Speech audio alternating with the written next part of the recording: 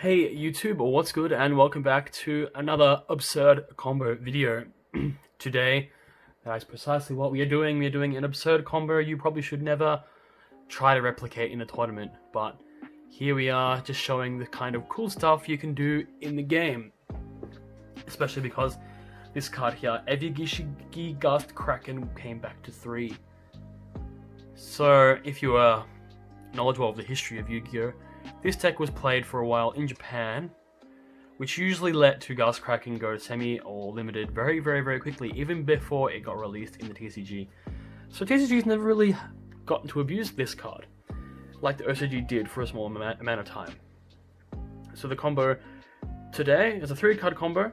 So we got 2 blanks, Tefnuit, Hieratic, Aquamira, and Gust Kraken, I guess. Ritual Spell Searcher, Ritual Monster Searcher. It can be done in a fair few different ways, but we're going to go with these 3. So we begin activating Gishki Aquamira, we tribute Tefnuit, summon Gust Kraken. So we want to keep our hand loop counter, so we get to look at 2 random cards in their hand and then put 1 back. So we've done it once. Tefnuit activates, we summon a Vanilla Dragon out of our deck, so we get to summon Galaxy Serpent. Next, we have our best friend in the game, Crystron Halgifibrax. Activate its effect, summon a new card that we have to use, Plague Spreader Zombie. Hilarious, isn't it? They ban all the tuners, so these are the ones we have to go to. Very funny, like it a lot. Okay, so we just go ahead and use Aquamira again and put it back in our deck, add back the Gust Kraken into our hand. Turn Needle Fiber into Linkross. Linkross's effect, we get 2 tokens. Next, we can synchro those away for Middle Marcher. And then Middle Marcher, we want to summon back Galaxy Serpent because we need the dragon to make our LP with. Oh, surprise, yep, this is Dragon Link, of course. Now, we want to go with Middle Marcher's effect. No, synchro that for Heart of Arclight. Now, we want to activate Plague Spreader Zombie's effect. So we want to put back any one of the blank cards, top of our deck, summon him back. Next, Galaxy Serpent into LP, and then Linkross and Plague gets banished into Buster Whelp. So now we have the typical Dragon Link setup that we're all used to. LP effect, summon Borutor out of a deck. But this time we get to target our Heart of Arclight. So then we discard the card to search a Light Fairy. We get to add a Manju or a Senju to a hand. Manju because we need to get back normal summon because we haven't normal summoned yet. Okay, we get to add back our Gishki Aquamira. Alright, now Pisty, and then Pisty effect summon back the Hieratic monster we tributed at the start of our turn. So you see how Dragon Link and Needle Fiber, you get to just search Gishki cards and reuse Hieratic cards.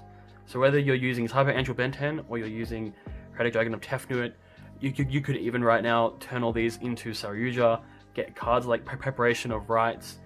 You could be playing the Gishki Water Monsters and Salvages, so you can keep going in a lot of different ways. It's quite a versatile setup, and it's usually just summon Needle Fiber, so it really makes me think that maybe, I could make some 60 card super combo deck all focused around rituals and Needle Fiber just to hand loop my opponent. But I'm not too sure how I'm going to build this deck yet. I'm trying to piece together the combos first. I'm not even sure if I'll ever make a deck because, let's be real, hand looping is a bit mean. Anyway, moving on. So now we want to clear into Romulus effect to add Dragon Ravine to our hand. And we will be using that later. Next, we get to overlay for a very cool card. So we got Manju and Arclight. We want to overlay them for Dagusta Emerald. It's been a long time since we've used him in a cool combo. And now that our space is freed up, we can tribute Tefnuit for Gust Kraken. So hand loop counter goes to 2. Tefnuit effect activates again. So this time we want to summon What Tail Dragon. I think that's the right one. Level 6 non-tuner. And then we can stack them. So Gust Kraken, What Tail Dragon for Ptolemy M7. And then we want to detach the Gust Kraken, and we want to add back Tefnuit to our hand. And the same thing again, Aquamira back in the deck, Gust Kraken back to the hand. Now, the very cool part of detaching the Heart of Arclight summon back our Galaxy Serpent, and we're going to use that later for synchroing, but that will activate our Arclight, so we get to add back the Gishki Aqua Mirror. So we're going to do it for yet a third time. But first, we have to clear up some space. So we need to get rid of our Ptolemy M7, our Buster Whelp, and our Romulus for a Link 4, a Pelosa, 3 material. So I guess Kraken is so good because we're not just hand looping them, we're looking at their hand. So we should more or less get perfect knowledge of what our opponent's doing. So the cards we leave them should be unplayable anyway. Or the cards we leave them can get negated by Apollosa. Alright, so let's do it one more time. Third time. Tribute Tefnuit, Gust Kraken. So third hand loop, counter token. Alright, and our Tefnuit activates once again. This time we're going to summon Labradorite Dragon from our deck. So now we have a cool card.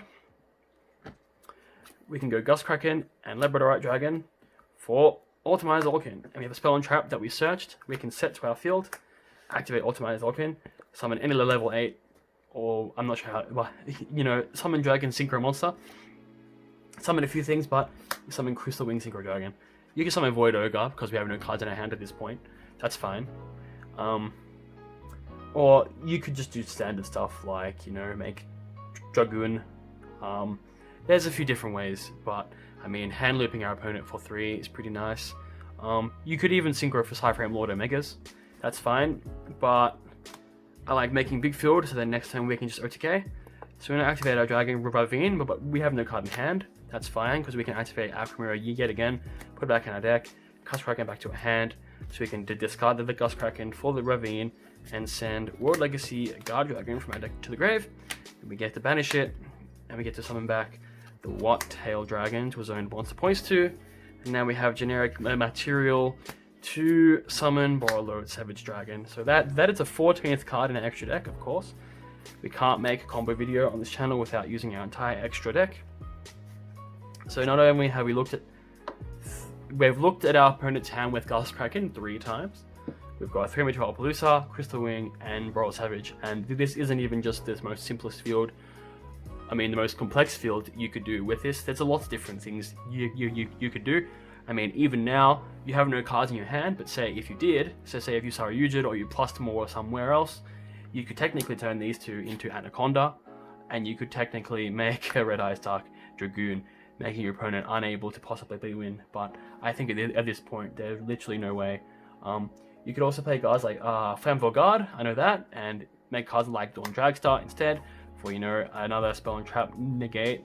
Instead of making, you know, this stuff, you could make this stuff.